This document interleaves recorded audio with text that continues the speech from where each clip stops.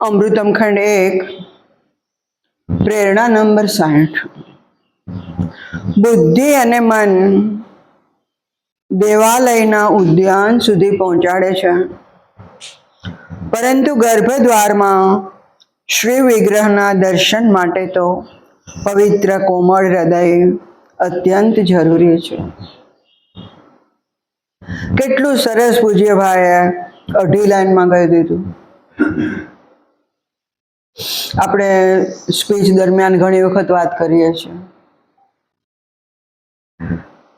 જેમ મંદિરની અંદર જવું છે એવી ઈચ્છા થાય મનથી, અને ભગવાનના પટાંગણ સુધી તમે આવી જાઓ ત્યારે પગરખા તમારે ત્યાં ઉતારવા પડે છે। શ્રી વિગ્રહ માટે ખુલ્લા પગે આવવું પડે છે। તો આપણને હ્યુમન બીઈંગ તરીકે માએ એટલી બુદ્ધિ આપી છે કે કયો રસ્તો નક્કી કરવો।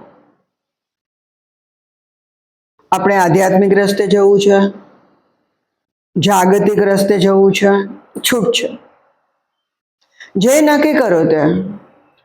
આધ્યાત્મિક રીતે જવું છે તો ભગવાન તમને પડે પડે ક્ષણે ક્ષણે આગળ લઈ જવા માટે કટિબદ્ધ થાય છે। જાગતિક રસ્તે પણ ભગવાન કોઈને છોડતો નથી, કૃપા તો એના પર કરે જ છે, પણ એમ ઈચ્છે છે કે આ હ્યુમન લેવલ છે, માનવ બનાવ્યો છે તો એનું ઉર્ધ્વીકરણ ચોક્કસ થાય।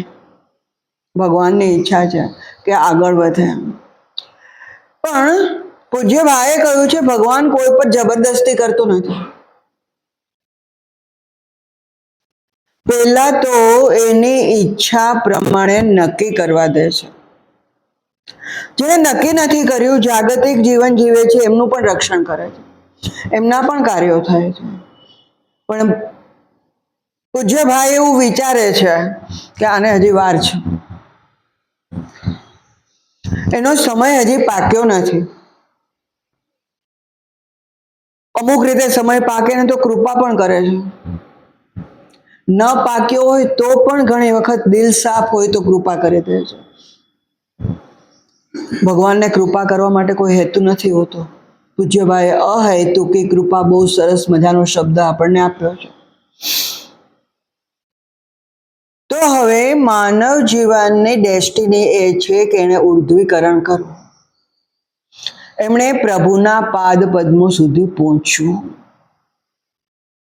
એના માટે બુદ્ધિ જે આપી એ બુદ્ધિરૂપી પગરખા પેલા બહાર ઉતારી દઈએ। એકવાર તમે નક્કી કરી લીધું કે આધ્યાત્મિક રસ્તે જવું છે, ઓકે, પછી બુદ્ધિને બહાર મૂકી દો। આપણે બુદ્ધિ આટલી જ વાપરવાની છે, ત્યાર પછી હૃદયનું કામ છે।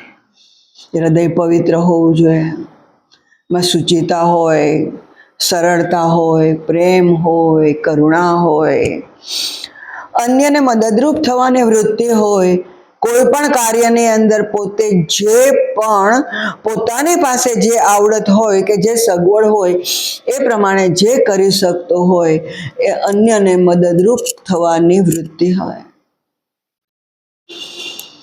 હૃદયના દ્વાર ખુલી જાય છે। શ્રી વિગ્રહના દ્વાર ખુલે છે ને એની સાથે હૃદયના દ્વાર પણ ખુલી જાય છે। જો આ કક્ષાએ પહોંચી જાઓ તો જ્યારે સુચિતા આવે એટલે કે પવિત્રતા આવે, પ્રેમ આવે, લાગણી આવે, નૈતિકતા આવે, સત્યપ્રિયતા આવે, પ્રભુના પાદ પદ્મો એક જ આપણું ગંતવ્ય સ્થાન બચે। તો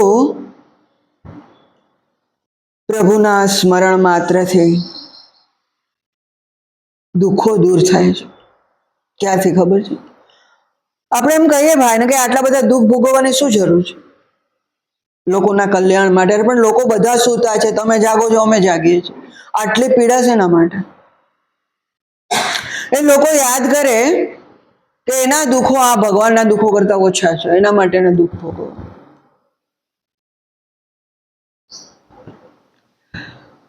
પ્રી પ્લાનિંગ છે, પ્રી ડિઝાઇન છે, કોઈ કર્મ નથી। અને ભગવાનની આનંદમય જે લીલાઓ છે ને એ લીલાઓનું જ્યારે દર્શન કરતો થાય, સ્મરણ કરતો થાય ને, તો એ વધારે આનંદમાં ડૂબે છે. દુઃખ અને આનંદ આ બે વસ્તુ માનવને ઉર્ધ્વીકરણ તરફ લઈ જાય છે. તો તારું હૃદય ખુલ્લું કરી નાખ. જે ષડરીપુઓ રૂપી સંકુચિતતા તારા હૃદયમાં ભરી છે એને તું દૂર કરી નાખ. ભગવાન ખુદ આવીને તારા હૃદયમાં બિરાજશે. એ તને ખુદ ગાઈડ કરશે. ચરણ પકડી લે, શરણ પકડી લે. અહીંયા લિથાર્જિક થવાની જરૂરિયાત નથી. પૂજ્ય ભાઈ કોઈને બનાવતા નથી આળસુ.